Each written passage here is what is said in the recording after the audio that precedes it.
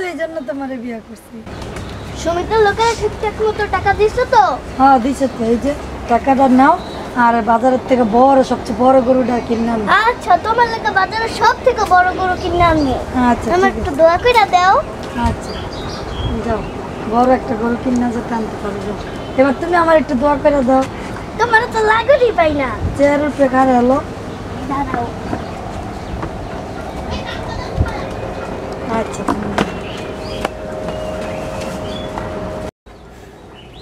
সুদ করে রে বিয়া করছি, সুদ করে টাকায় কোরবানি হইব, তারপরও কি করবো, দিলাম দোয়া করে আনো।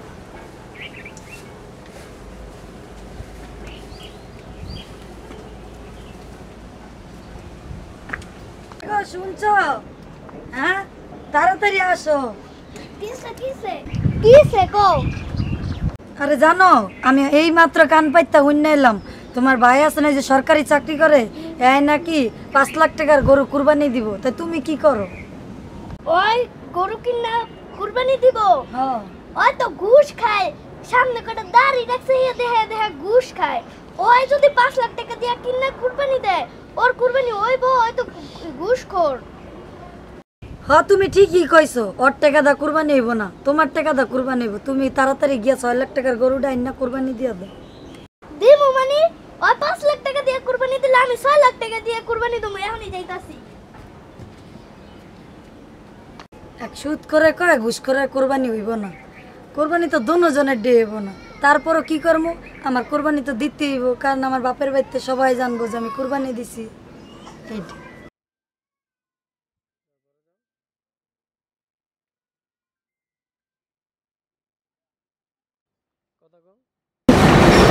এই বিল্ডিংটা আমার, এটার কাজ করি, ঠিক আছে। আমার তো টাকা পয়সা অভাব নাই, কথা বোঝেন। বাতি যে একটা মাদ্রাসা পরে টাকা পয়সা কে খাইব, এটা করছি দোতলা, আর এটা ধরে দেই 4 তলা করার চিন্তা ভাবনা আছে। টাকা পয়সা অভাব নেই, টাকা পয়সা এত টাকা খাইব, এই কারণে জায়গা যেমন কিনছি, বাড়ি ঘর উঠেছি। বাড়ি তো খালি একটা করতে আছেন, করবো না কি করবো, করতে তো হইবই। বাতি যে একটা মাদ্রাসা দিছি, এখন এই একটা করছি, এই একটা, এটাও তো করা লাগে, টাকা পয়সা তো অভাব নাই। ওইটা করতেন দোতলা, এটা কতলা করতেছেন? এইটা 4 তলা করুন, টাকা আছে করতে পারেন। বাতি যে আছে মাইয়া জামাই, এখন এই জায়গায় বিল্ডিংয়ে কাজ ধরা, এসি টেসি লাগাই দিমু, জামাই বাতি যা থাকবো আর মাইয়া জামাই থাকবো, কথা বোঝেন না? তো হিসাব করে ওইটা তো আমরা থাকবো, এইটা এরা থাকবো, কথা বোঝেন? এর লেগে এটা করার উদ্দেশ্য হইলে এইটাই। কীভাবে রাখছেন? ট্যাক্সি তো আপনি তো গরুর ব্যাপারেই। এখন সবচেয়ে বড় যে গরুটা আছে, ঠিক আছে, ওই গরুটা আমি কিনবো, ঠিক আছে। আপনি গরুটা আমার দেন, সবচেয়ে যে গরুটা বড় তরতাজা মোটা তাজা, এই গরুটা আপনার ভাই নাকি কুরবানি আছে? আমার ভাই কুরবানি দেবো। দামি 5-6 লাখ টাকা দিয়ে একটা গরু আনতেছে, আর আপনি এই ছোটোখাটো গরু নেবেন? আরে মিয়া, মার কাছে ওয়াদা দিয়েছিলাম যে আমার মাইয়া ওর পোলার দ্বারে দিমু, ঠিক আছে। এই বর খেলাপ করি নাই মার, এই কারণে হয়তো সুদখোর ঘুষখোর, ওই 6 লাখ টাকা দিয়ে কুরবানি দেবো, কুরবানি হইব না? সুদ খাইলে 5 লাখ টাকা দিয়ে কোরবানি দিব, যায় কইতাস জামাই কাছে। আপনার ভাই তো বলো কুরবানি দিয়ে পাইছিল তো আমার থেকে। আমার ভাই কুরবানি দেবো, হয়তো সুদখোর, হয়তো ঘুষখোর, ওই কি কুরবানি দেবো, আর কুরবানি হইব? কুরবানি দিম আমি, আপনি 5 লাখ টাকা আমি দিমু, আপনি গরুটা আমার লাগে রাখবেন, ঠিক আছে? আমি কুরবানি দিব ইনশাল্লাহ। আচ্ছা ঠিক আছে, ওকে ওকে। আচ্ছা, খালি মার কাছে ওয়াদা দিছি দেখে রে, আমার পোলা মাইয়াটা তোর পোলার দ্বারা দিমু দেখে, এই কেন যাও পোলাটা আলেম হোক, এরপর আর দিয়েই কুরবানি দিমু।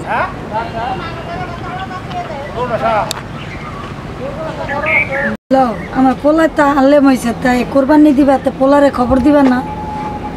ভালো কথা মনে করছো। হ্যালো বাবা খোকন, কেমন আছো? হয় আমরা সবাই ভালো আছি। তুমি লাখ টাকার কথা দিব, মানে আপনি কয় লাখ দিবেন? এই তুমি কও যে আমি 6 লাখ টাকা দিব, গরুটা তুমি লে না দিলে পুরো 7 লাখ দিব। এই মিয়া, 6 লাখ দিব, লাগলে 7 লাখও দিয়ে দিব, গরুটা আমার দেওয়ার চেষ্টা করে দেন। আপনার রীতি মতো 7 লাখ টাকা হইলে আপনি দিতে চান, ঠিক আছে? আচ্ছা দিয়ে কি বউ এবার কেমন এলো ঘুষখোরের কাছ থেকে গরুটা চিনে আনিলাম এবার কেমন হইছে খুব ভালো হয়েছে। এই তো আমার বুদ্ধিমান জানা।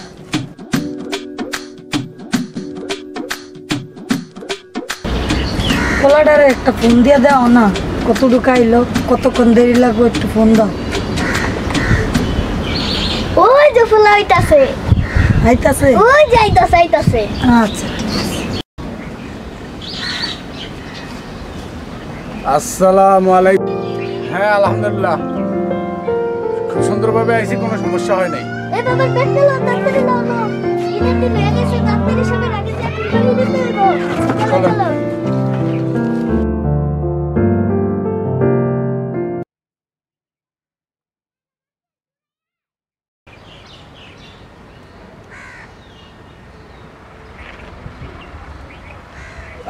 ঈদের দিন নামাজটা পড়লাম, লোকেরা কাজ কামও ঠিক করে করেন, কাজ কামের অবস্থা। আচ্ছা দেখি, ঈদের দিন তো জামাই আইসিনি। হ্যাঁ জামাই কখন কই বাড়িতে আইসো? আচ্ছা আচ্ছা আচ্ছা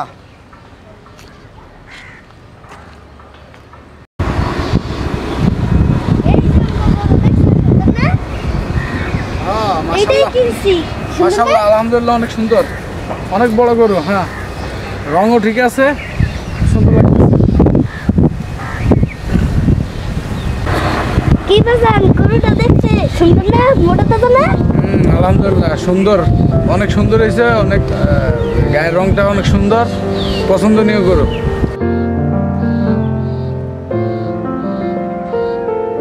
আলহামদুলিল্লাহ অনেক টাকা দিয়া কিনছি এর লাগেই সুন্দর অনেক মোটা তাজা বাবা কখন আগে পড়ছো? জি আসসালামু আলাইকুম কাকা। জি আসছি আলহামদুলিল্লাহ, ভালো আছেন কাকা? ওয়ালাইকুম সালাম, ভালো আছি। ভালো আছো তুমি? জি আলহামদুলিল্লাহ কাকা, ঈদ মোবারক।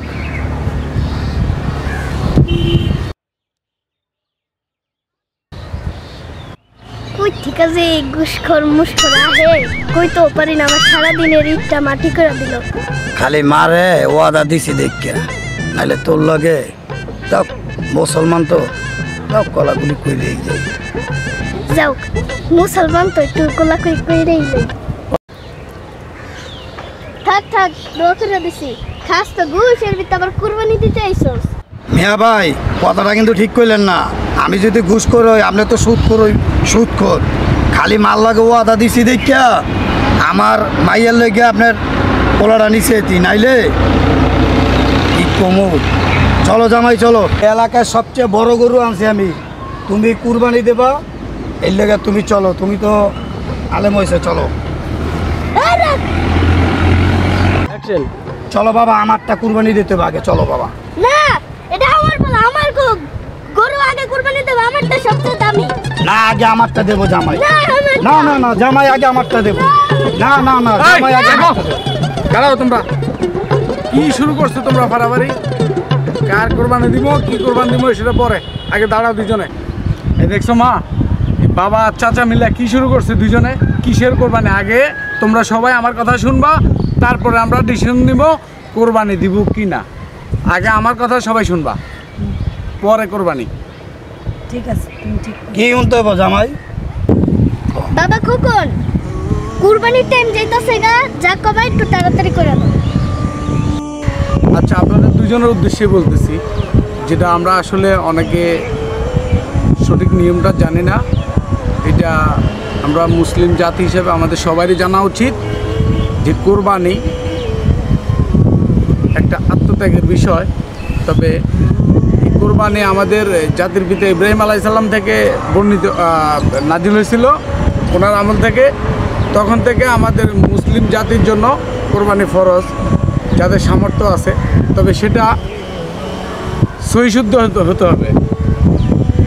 আমি পরের হক খেয়ে আরেকজনের ঘুষ খাইলাম, সুদে টাকা লাগাইলাম, টাকার পাহাড় বানাইলাম, নামাজ অনেকেই পড়ি, মসজিদেও যাই, নামাজ পড়তে পড়তে দাগ ফেলে দিই, এই নামাজের কোনো লাভ নাই আপনি যদি কুকর্মতে লিপ্ত থাকেন।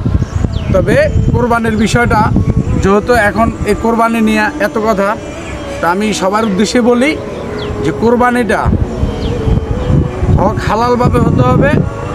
এই ঘুষের টাকা, সুদের টাকা, আরেকজনের হক মেরে যদি আমরা কেউ কোরবানি দিতে যাই, এই কোরবানি আমাদের কারোর জন্যই কি সওয়াব হবে না, এই কোরবানি আমাদের জন্য জায়েজ হবে না। বুঝছো তোমার পোলাই কি কয়?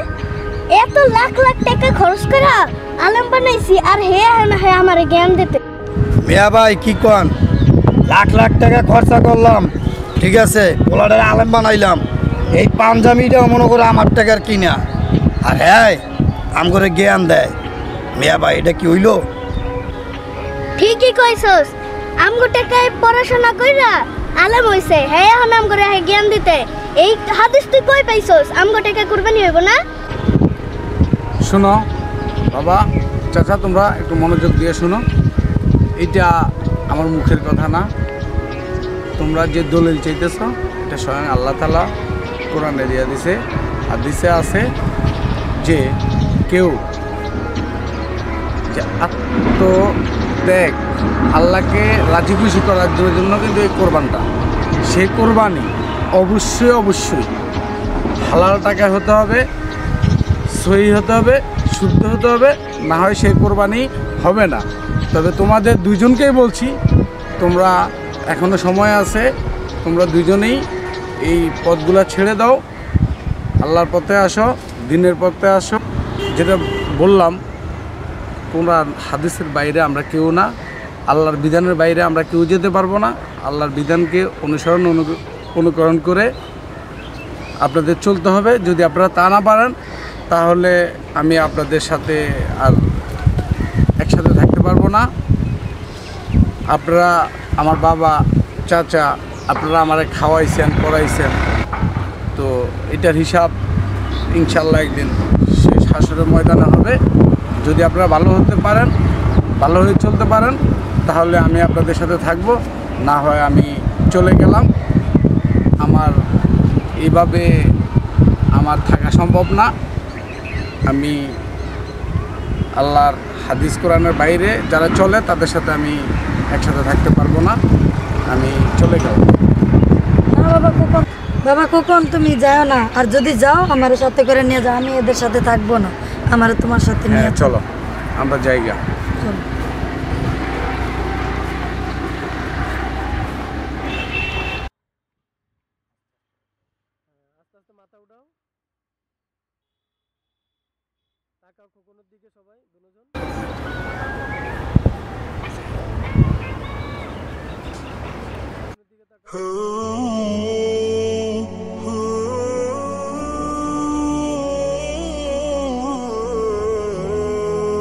সংসারে যদি পোলাই না থাকে, তাহলে এই সুদের টাকা দিয়ে কি করব?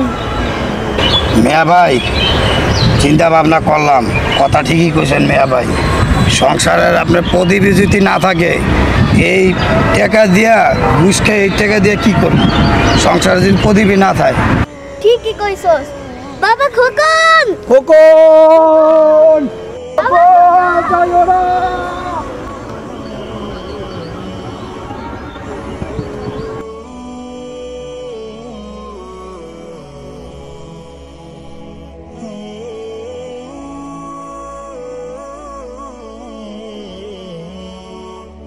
বাবা খোকন তুমি যাইও না, আমরা নিজেকে ভুল নিজেরা বুঝতে পারছি, ঠিক আছে, একদিন তো মরতে হইবই। কি কর মিয়া ভাই? একদিন তো মরতে হইবই বাবা।